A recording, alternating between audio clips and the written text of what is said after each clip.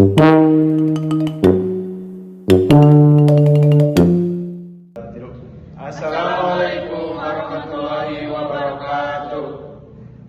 Kami dari kelompok 5 akan menjelaskan mengenai studi analisis plastisitas dan perhitungan tegangan residu. Perkenalkan, nama saya Muhammad Rayhan Firdaus dengan NPM 2303015. Saya Salwatri Setianingsih dengan NPM 2303010.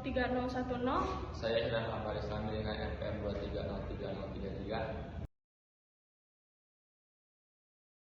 Pada studi ini kita akan membahas analisis plastisita dan perhitungan tegangan residu. Kedua, konsep ini sangat penting dalam rekayasa material dan struktur. Mari kita mulai memahami lebih dalam tentang topik ini. Dalam analisis plastisitas, kita akan mempelajari perilaku material saat melebihi batas elastisnya. Ini penting untuk memahami deformasi permanen pada material. Kita akan melihat bagaimana material berperilaku di luar batas elastisnya. Mengenai teori plastisitas, deformasi elastis. Sebelumnya, perlu diketahui bahwa deformasi terjadi bila bahan atau material mengalami suatu gaya. Selama deformasi, bahan menyerap energi sebagai akibat adanya gaya yang bekerja sepanjang deformasi. Sekecil apapun gaya yang bekerja, maka benda akan mengalami perubahan bentuk dan ukuran. Perubahan ukuran secara fisik ini disebut deformasi. Deformasi terdapat dua macam, yaitu yang pertama deformasi elastis, dan yang kedua yaitu deformasi plastis. Deformasi elastis terjadi di awal pembebanan ketika pembebanan masih sangat rendah. Deformasi elastis terjadi ketika regangan dan regangan berbanding lurus. Modulus elastisitas menggambarkan kekakuan material, di mana semakin besar modulus, maka akan semakin curam kemiringan grafik tegangan regangan, maka akan semakin kaku pula material tersebut. Jika material diberikan suatu beban tertentu, material tersebut akan mengalami deformasi elastis yang lebih kecil. Material yang kaku sangat dibutuhkan untuk aplikasi struktural. Adapun pengaplikasian material yang kaku yaitu pada jembatan, gedung, dan bangunan lainnya. Dengan demikian, apabila diberikan beban yang berat, maka struktur tidak akan berlekuk ke bawah atau terdeformasi. Deformasi elastis ini bersifat tidak permanen karena ketika beban dilepaskan, spesimen akan kembali ke bentuk awal. Dalam skala atomik, deformasi elastis ini diartikan sebagai perubahan kecil pada jarak antar atom.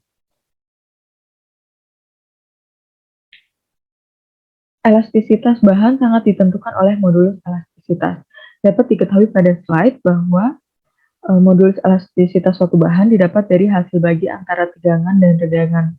Modulus elastisitas juga menggambarkan kekakuan material, di mana garis modulus berupa garis lurus pada kurva beban dan perpanjangan yang menunjukkan bahwa beban akan berbanding lurus dengan perpanjangan seperti yang terdapat pada gambar. Bila garis modulus itu membentuk sudut besar dengan sumbu horizontal, berarti bahan tersebut sangat tahan terhadap perubahan bentuk elastik atau memiliki kekakuan. Selain itu juga memiliki modulus elastisitas yang tinggi sehingga tahan terhadap perubahan bentuk atau deformasi elastis. Kemudian outline kedua yaitu deformasi plastis. Apabila material terus dideformasi, maka tegangan tidak lagi berbanding lurus dengan regangan sehingga hukum Hooke tidak lagi berlaku. Deformasi menjadi permanen dan tidak akan dapat kembali lagi seperti semula, di mana jika beban dilepaskan, benda tidak akan kembali ke bentuk semula. Titik di mana deformasi elastis berubah menjadi plastis disebut dengan batas elastis atau batas proporsional. Perpotongan antara garis lurus dan grafik tegangan regangan kemudian dihubungkan dengan sumber tegangan sehingga diperoleh tegangan luluh. Sehingga nantinya tegangan luluh ini didefinisikan sebagai tegangan di mana deformasi plastis mulai ketika fenomena luluh terjadi. Pada beberapa jenis baja, terutama baja karbon rendah, transisi dari deformasi elastis ke plastis terlihat sangat jelas dan sering disebut sebagai fenomena titik luluh. Untuk logam yang menunjukkan fenomena ini, tegangan luluh adalah rata-rata dari titik luluh dan antara titik luluh atas dan titik luluh bawah. Dalam deformasi plastis terdapat tegangan di mana tegangan adalah besaran pengukuran intensitas gaya atau reaksi dalam yang timbul persatuan luas. Tegangan menurut Marciniak dibedakan menjadi dua, yaitu engineering stress dan true stress. Engineering stress dapat dirumuskan sebagai berikut, di mana engineering stress ini merupakan gaya per luas permukaan awal. Kemudian untuk true stress adalah tegangan hasil pengukuran intensitas gaya reaksi yang dibagi dengan luas permukaan sebenarnya. Selanjutnya yaitu mengenai pengujian tarik. Pengujian tarik atau tensile test ini merupakan dasar dari pengujian mekanik yang digunakan pada material. Pengujian tarik ini biasanya digunakan untuk menguji kekuatan suatu bahan atau material dengan cara memberikan beban atau gaya sesumbu. Terdapat berbagai jenis kekuatan atau tekanan yang terdapat pada sifat mekanik bahan. Secara umum, tegangan dapat didefinisikan sebagai gaya yang bekerja per unit. Hasil yang didapatkan dari pengujian ini sangatlah penting untuk rekayasa teknik serta desain produk data kekuatan material yang didapat. Pengujian tarik akan digunakan untuk mengukur ketahanan suatu bahan atau material terhadap gaya statis yang diberikan secara lambat. Sebuah spesimen uji tarik standar biasanya memiliki penampang melintang lingkaran, tetapi spesimen persegi panjang juga dapat digunakan saat ini.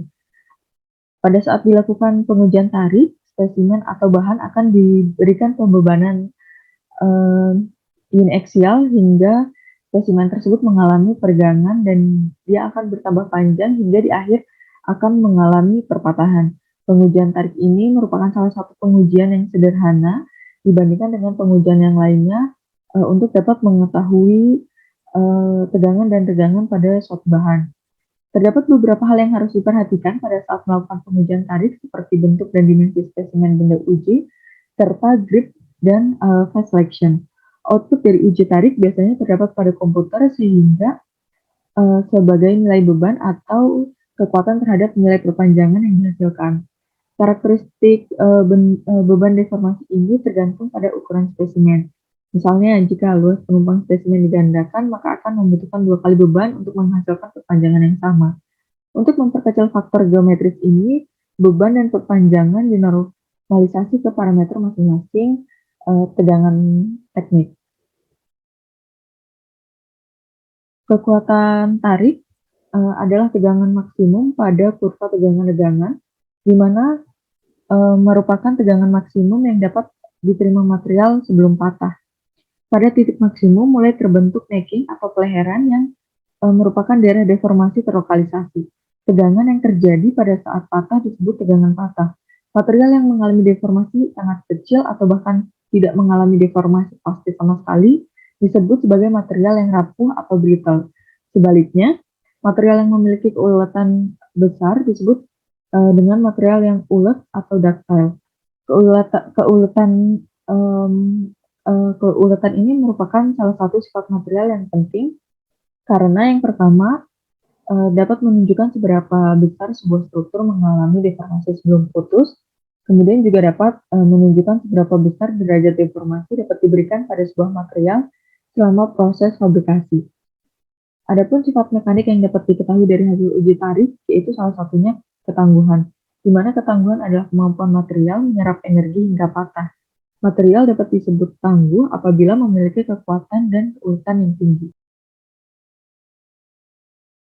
Untuk selanjutnya, dalam perhitungan residu, kita akan mengeksplorasi tegangan yang tersisa dalam material setelah beban diberhentikan. Ini penting dalam memahami bagaimana material akan berperilaku dalam jangka panjang setelah beban dihilangkan.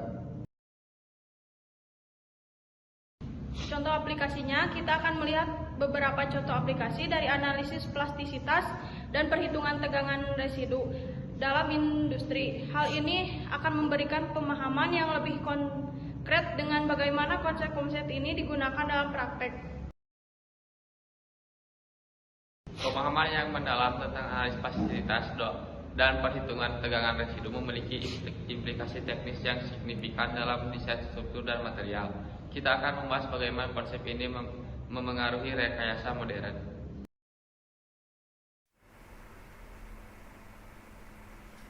let's continue with another example. A mild steel beam has a solid section 4 cm square. So this beam itself, let's continue first. Alright, show the stress that distributes across a certain cross section. So the question tells us to show the stress distribution across this section, and if an applied moment M causes the plastic zone to extend over half of the cross section. So you want to show in a graphical diagram of it. Alright, so how should we start? Alright, we know that a mild steel beam has a solid section of 4 cm square. Alright, what does this mean is that I have a beam over here. Its cross section is 4 cm by 4 cm. Okay, you need to know that the mild steel, its yield strength is 250 megapascal. Okay, therefore if I were to look in this view right now, your particular beam, maybe I should change a different color, particular beam over here, alright, has a certain, so this is 4 cm, alright, this is 4 cm, and we have a neutral axis. If you still remember, this is a neutral axis, so therefore this is 2 cm, this is 2 cm over here, this is 0. Okay, and it actually asks us to show that the stress distributes across the section causes the plastic zone to extend. So we want to see some form of a plastic zone that extend over half of the cross section. So we somewhat need one. So if you were to talk about the cross section, right, somewhat talks about going this thing, somewhat like this. Alright, should be like this. Half of the cross section. Okay, so how do we draw this? So this one over here, alright, this thing over here is your beam, alright, and it has a certain distribution stress that crosses this thing over here, alright, half of it, alright. So the yield stress actually reaches half of this. So it's like the length, this total length is 4 cm. With the neutral axis, this becomes 2 cm, alright, and because it's a half stress plastic distribution as being described over here, causes the plastic zone to extend over half of the cross section, and therefore you're just talking about this point over here is plastic and the rest are still elastic, alright, so to speak, something like this. Alright, so this is the zone where you're talking about as a plastic zone. Alright, while your minus 250 and your 250 is just your yield stress, your milestone, your milestone of your yield stress. Alright, because you're actually going downwards, therefore it's minus 250, and if you're this part over here is going upwards, because if you further bend, alright, your stuff is going to increase, right? You're going to have something like this, alright, and therefore your stresses is going to go in this manner. So it's 250 and minus 250. So far so good. Question actually asks you to, he didn't ask you to find your cross, your eye or your moment of area, but I don't know why the answer itself won't self-calculate for you. Alright, it says that for the given cross section of the beam, so I think he's trying to prove to you that this cross section is a full beam, right? It's not like a T shape or whatever. So therefore he's trying to prove to you that the cross section is this region. I don't know. And now it calls you to calculate M, your moment, and show that the stress distribution that have blah blah blah. Okay? So you just have to calculate the M first and see how it goes. Alright, so what do I mean by this? We're going to use this Holy equation right now. Alright? And we, instead of using this, alright, because now we're talking about this scenario where A is equals to C. Alright, so when A is equals to C, you can simply write as this thing. M is equals to 2/3 stress y BC squared. Alright, I actually didn't finish reading. When the material remain linear elastic. Alright, so we are just simply talking about this scenario. Alright, sorry, where's my pen? This scenario over here. Alright, so it's pretty elastic. Alright, so therefore we're going to use this formula. but because we know that we are actually concentrating on the magnitude, alright, so actually I didn't say in the past video, but you can rearrange this thing in terms of c squared minus 1/3 a squared, okay, as your U strength times the B equals to M. Alright, so we can simply rewrite this thing as this thing because we're only concerned of the magnitude itself.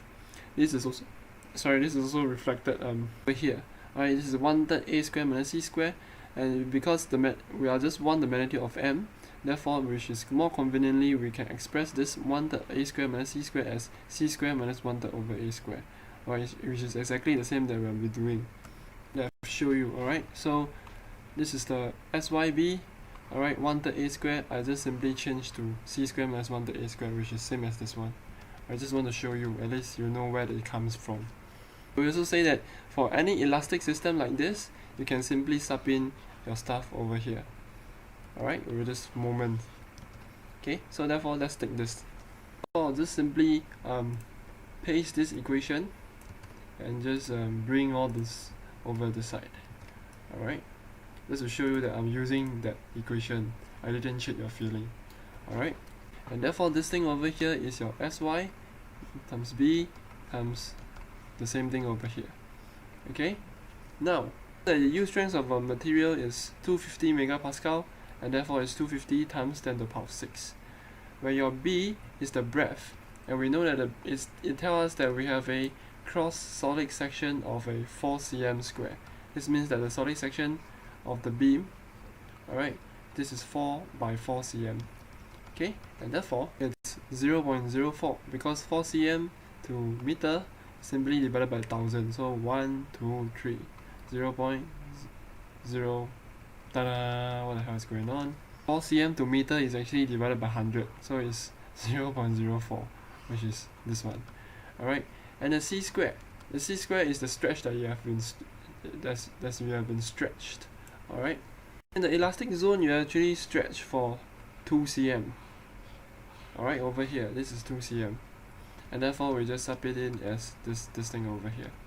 Alright, and you may wonder, firstly we say that this is C, this is A, this is 0, this is minus A, this is minus C, and why am I taking C, alright, as this thing?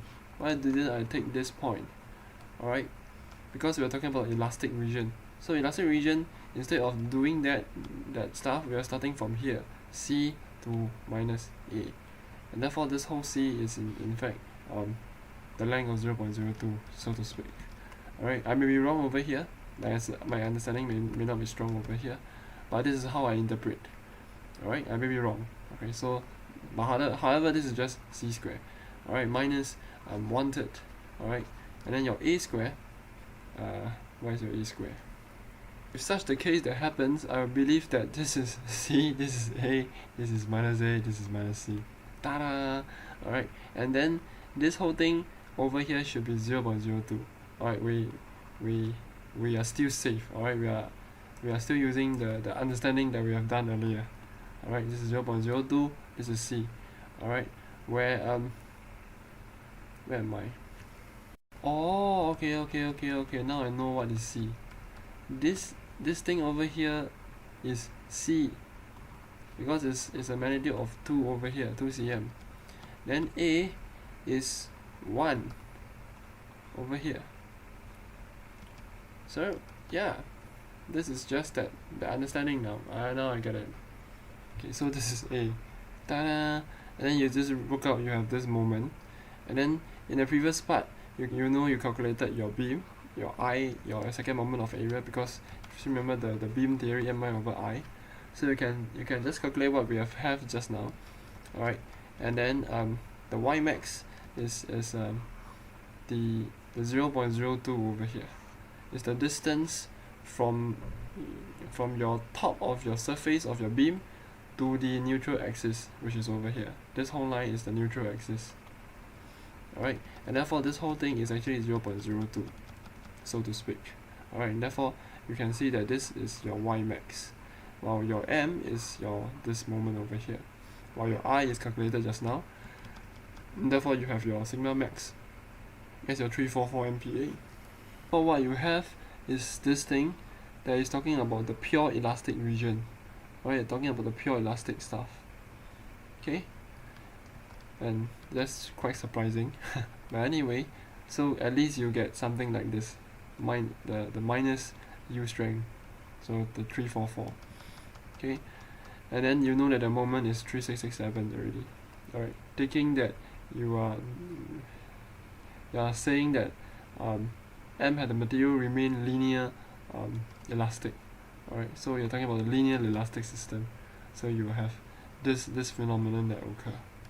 Okay, so this is still elastic. I finally know what we are actually doing. Alright, if you take a look. If the beam is unloaded liao, alright, the elastic stresses in part B are recovered, because you know that the elastic system will go to its original state, right? For example, you have this thing over here. If it's elastic, you pull, it will become like this, right? But when you release, then you all the way go back to its original shape, something like that. Alright. So subtract these linear elastic stresses from your plastic stresses in part A, and then you shall see your residual stress. Therefore, we are actually calculating for residual stress. Alright. So we take this thing, minus away this thing, your plastic.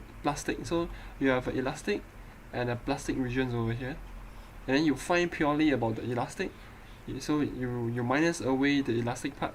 What you're left with is all the plastic part. Alright. So just take a look. Alright. So therefore, if you take a look, this is the part A of our stuff. Is the plastic elastic. Alright. When your U strength is minus 250, you remember. And then part B, we calculated elastic region. Now we're gonna take this thing minus away your elastic region.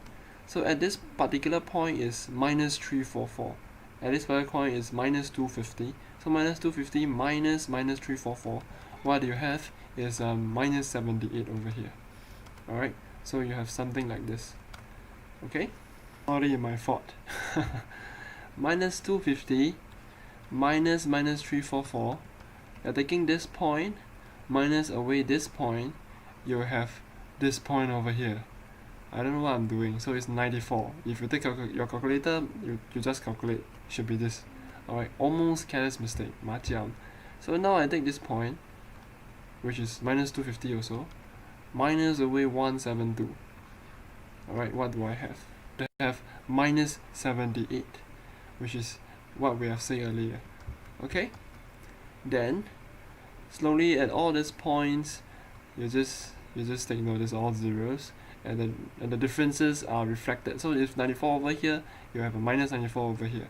If it's minus 78, you have a 78 over here. Things like that.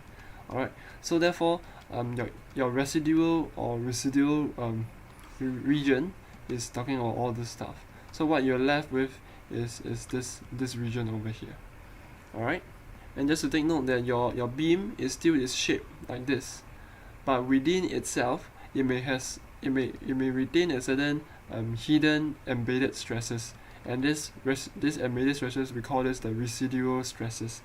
That if you were to input another force, in other words, if it's instead of this thing over here, you input a more stress over here, then you're gonna further increase this residual, such that you will actually break the system. Such of a case, I would say. This is a pretty much a good example for residual stresses. I shall see you in the next video for other stuffs. Kesimpulannya, dengan demikian, kita telah mempelajari konsep-konsep tentang analisis plastisitas dan perhitungan tegangan residu. Pemahaman yang mendalam tentang topik ini sangat penting dalam rekayasa material dan struktur medan. Sekian dari kelompok kami. Wassalamualaikum warahmatullahi wabarakatuh.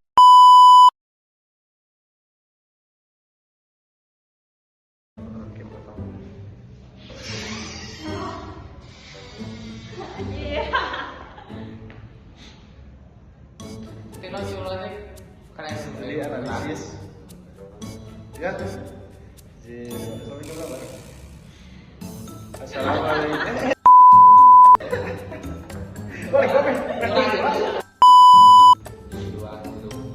Assalamualaikum. Assalamualaikum.